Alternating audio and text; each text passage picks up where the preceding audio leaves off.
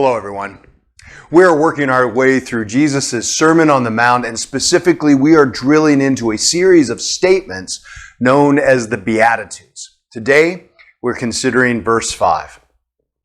God blesses those who are humble, for they will inherit the whole earth. Maybe you've heard the phrase, good guys finish last. This statement of Jesus seems to counter that. Jesus is telling us that in the long run, good will have the victory and inherit it all. That's a great promise in and of itself, but I think there's even more to it. To me, the key to this passage is tied up in the word translated here as humble. More traditional translations say, blessed are the meek. Now, whether you translate it as humble or meek, the Greek word is praus. And it's not an easy word to translate into contemporary English. Meek used to work just fine, but over the years, meek has become more associated with terms like weak or feeble, which is definitely not what Jesus meant.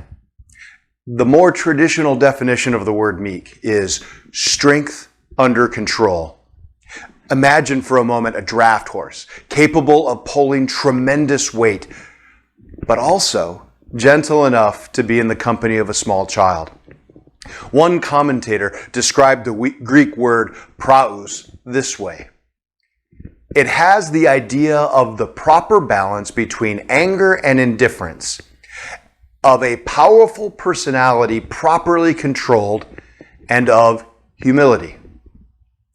Put in this way, we begin to realize that Jesus is describing a people that are emotionally mature enough to put the needs of others ahead of their own by choice, in contrast to someone compelled by oppression or forced submission.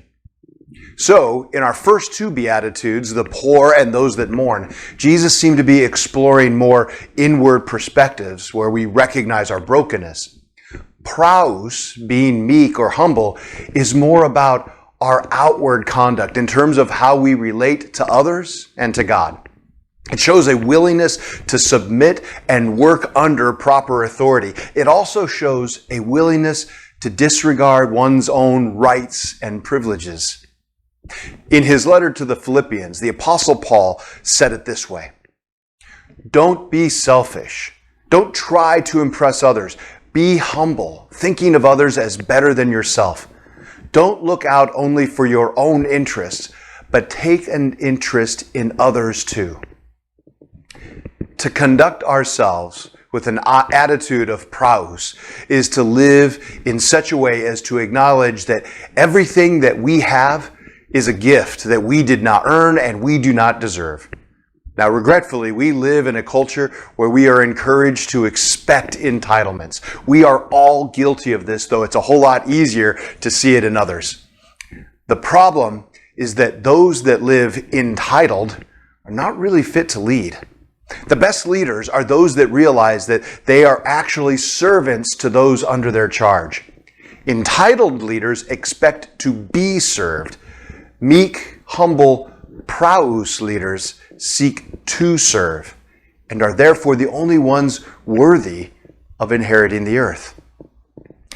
As you reflect on this passage today, I think there are two questions that we should be asking ourselves. The first is, how do we practice putting aside our own interest in favor of others? And the second is, how do we learn to live in obedience to God, not as a way to earn favor from Him, but rather out of genuine humility?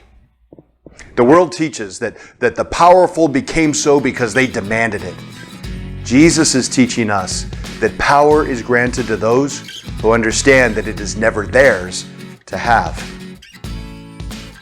If these devotional videos are helpful to you, subscribe to our channel and click the notification button so you know when we post a new video. And of course, please share them with others.